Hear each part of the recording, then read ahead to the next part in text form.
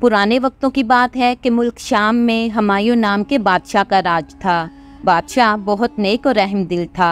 सल्तनत के अमूर को वो जी जान से निभाता और अपनी राया की ज़रूरत को पूरी करने की हर तरह से भरपूर कोशिश करता था। यहाँ तक कि वो सर्दियों की रातों में भी बेस बदल कर मुख्तलिफ इलाकों का चक्कर लगाता ताकि देख सके इसकी राया इससे खुश है कि नहीं। इसी मुल्क में नासिर नाम का एक नजूमी भी रहता था जिसके कारनामे पूरे मुल्क शाम में मशहूर थे कि वो जिसके बारे में भी पेशेंट गोई कर देता वो दुरुस्त साबित हो जाती।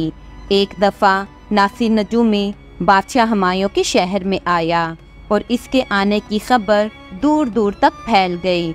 लोग जोक दर जोक इसके पास आते और अपने मुस्तकबिल के बारे में पेशेंट गोई करवाते। जब बादशाह ने नासिर नजूमी के बारे में सुना तो इसके दिल में ख्याल पैदा हुआ कि मैं भी अपना हाथ नासिर नजूमी को दिखाऊं ताकि मेरी किस्मत और तकदीर में क्या है ये जान सकूं। बादशाह ने नजूमी को अपने दरबार में बुलाया। जब नासिर नजूमी हाजिर हुआ तो बादशाह उसे तन्हाई में ले गया और कहा, ए नजूमी, तुम्हारे बारे में मैंने बहुत किस्से सुन रखे हैं। हमारा हाथ भी देखो और बताओ हमारी तकदीर क्या कहती है। नासिर नजूमी ने बादशाह का हाथ देखा तो बादशाह की गुज़िश्ता जिंदगी के तमाम किस्से बयान किए। बादशाह नजूमी से बहुत मुतासिर हुआ और कहने लगा कि आगे क्या होने वाला है ये बताओ।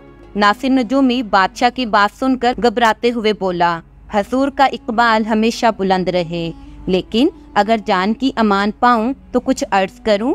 बादशाह ने कहा, कहो क्या कहना चाहते हो। तो नासिर नजूमी बोला, मेरा इल्म ये कहता है कि आज से 10 साल के बाद इसी महीने में ये मुल्क और इस मुल्क के बाशिंदे आपकी शफकत से महरूम हो जाएंगे, यानी आपकी जिंदगी बस इतनी ही लिखी हुई है। बादशाह चंद दिन तो इस पेशेंट गोई को लेकर बहुत फिक्रमंद रहा, लेकिन फिर सल्तनत के मामूलात में ऐसा उलझा कि सब कुछ भूल गया। वक्त गुजरता गया। जब 10वां साल शुरू हुआ तो बादशाह को अचानक नासिर नजूमी की बात याद आ गई और इसका दिल जोर जोर से धड़कने लगा।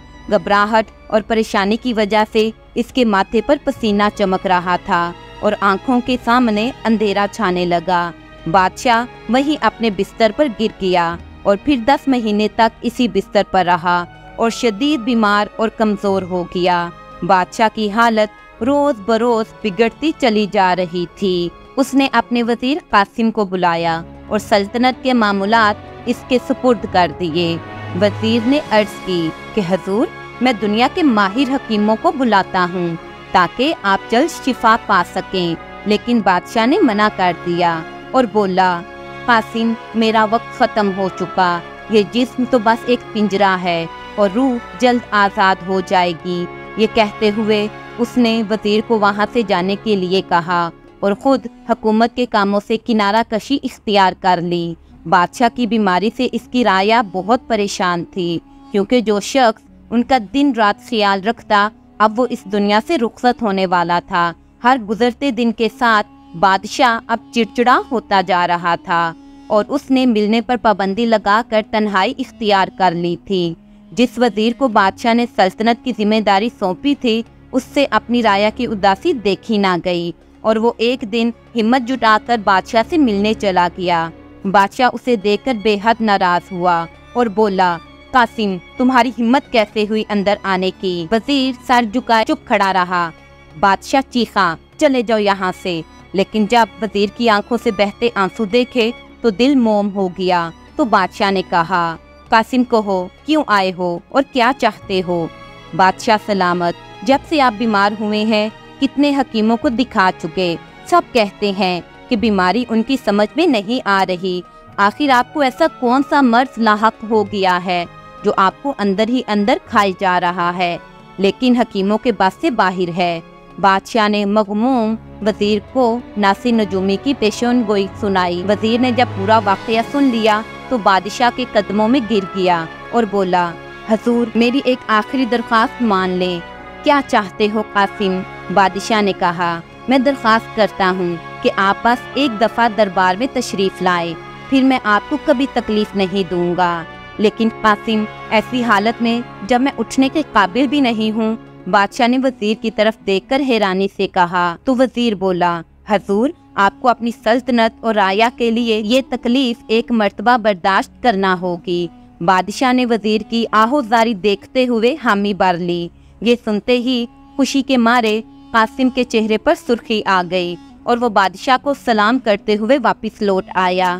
وزیر نے اسی دن ساری سلطنت میں اعلان کروایا کہ ناصر نجومی جو آج سے 10 سال پہلے دربار میں آیا تھا، بادشاہ اس سے اپنے ولی عہد کے بارے میں دریافت کرنا چاہتے ہیں۔ وہ جہاں بھی ہو دربار میں حاضر ہو جائے، اسے بڑا انعام دیا جائے گا۔ ایک دن گزرا، 2 دن، اور اس طرح ایک پورا ہفتہ گزر گیا، لیکن نجومی نہ آیا۔ اب تو وزیر قاسم بھی بہت پریشان تھا۔ وہ اسی پریشانی میں تھا کہ دربار نے خبر دی کہ ناصر نجومی آ گیا ہے۔ وزیر نے نجومی کو فوراً اندر بلایا اور کہا کہ کل دربار میں ضرور حاضر ہونا۔ بادشاہ کے پاس وقت کم ہے، ولی عہد کے بارے میں پیشین گوئی کرنا اور بدلے میں بہت بڑا انعام پانا۔ دوسرے دن دربار لگا، لوگ ہزاروں کی تعداد میں اپنے بادشاہ کو دیکھنے آئے تھے، اور تھوڑی دیر بعد قاسم وزیر بادشاہ کو سہارا دیتے ہوئے دربار میں لایا۔ ہر آنکھ اشک بار تھی۔ بادشاہ آتے ہی تخت پر بیٹھ گیا اور وزیر اس کے پاس کھڑا ہو گیا۔ کچھ دیر تو خاموشی رہی، لیکن پھر وزیر نے بادشاہ کے کان میں کچھ کہا اور ناصر نجومی کو بلایا۔ وزیر نے نجومی سے پوچھا، یہ بتاؤ ناصر نجومی، تمہاری اب عمر کتنی رہ گئی ہے؟ اس نے ایک کتاب کھولی اور کچھ حساب لگایا اور کہا، ابھی 15 سال اور زندہ رہوں گا۔ یہ سنتے ہی وزیر نے اپنی تلوار میان سے نکالی اور ناصر نجومی کی گردن تن سے جدا کر دی۔ بادشاہ وزیر کی اس حرکت پر غصہ ہوا اور تمام درباری اس حرکت پر حیران و پریشان دیکھ رہے تھے۔ حضور، میں اس شخص کو بہت پہلے سے جانتا ہوں۔ یہ اپنی پیشن گوئی کی وجہ سے بہت سی زندگیاں ویران کر چکا ہے۔ دراصل یہاں آنے سے پہلے اس نے آپ کے ماضی کے بارے میں تمام جانکاری حاصل کر لی تھی، تاکہ آپ کو آپ کے ماضی کے بارے میں بتا کر آپ پر اپنا برہم بنا سکے۔ حضور کا اقبال بلند ہو، آپ کو کوئی بیماری نہیں ہے، اور میں آپ کی سونپی ہوئی ذمہ داریاں آپ کو واپس کرتا ہوں، تاکہ آپ پھر سے اپنی رعایا کا خیال رکھ سکیں۔ قاسم وزیر کی بات سن کر بادشاہ کے چہرے پر خوشی کی لہر دوڑ گئی اور دربار میں موجود تمام لوگ خوشی کے شادیانے بجانے لگے۔ دوستو، ہماری تقدیر اور قسمت کا فیصلہ اسی ذات کے ہاتھ میں ہے جس نے ہمیں پیدا کیا ہے۔ وہی جانتا ہے کہ مستقبل میں ہمارے ساتھ کیا ہونے والا ہے۔